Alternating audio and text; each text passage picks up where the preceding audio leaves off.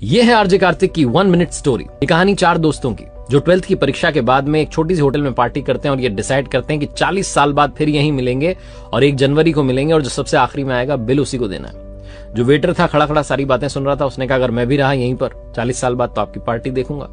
40 साल बाद पहला दोस्त पहुंचता है उस होटल में जो कि 5 स्टार होटल बन चुकी थी। वो वेटर मालिक बन चुका था। वो कहता है पहचानने के बाद कि मनीष जी आइए बैठिए, मैंने आपको पहचान लिया, मैं अब यहाँ मालिक बन चुका हूं, मैं वही वेटर हूं। मनीष कहता है क्या बात है। दूसरा दोस्त आता है संतोष। मनीष की बातचीत चलती है कि बिजनेस जो है ग्रो कर गया है, सब कुछ अच्छा चल रहा है, दोनों अपनी अपनी बातें शेयर करते हैं। तीसरा भी आ जाता है, लेकिन चौथा प्रवीण नहीं आता है। वो जो सेठ है वो आकर के कहता है कि आप भोजन शुरू कीजिए, ऑर्डर कीजिए मेन्यू में से। प्रवीण सर ने कहा है आप मंगवा लीजिए, वो आ ही रहे हैं। डिनर शुरू कर देते हैं, डिनर कर भी लेते हैं। बिल देने की बारी आती है तो इन्हें लगता है चलो हम ही पे कर देते हैं। वो सेठ जो था भूला वो आकर के कहता है कि आपका पेमेंट हो चुका है, प्रवीण सर ने कर दिया। भारी मन से उठ करके जाने लगे कि चौथे दोस्त से मिलना नहीं हुआ।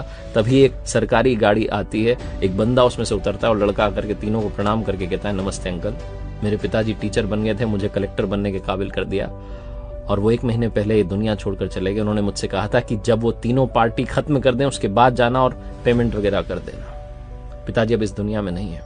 ये तीनों रियलाइज करते हैं कि 40 साल बाद क्यों मिले, 40 दिन बाद ही मिल लेते।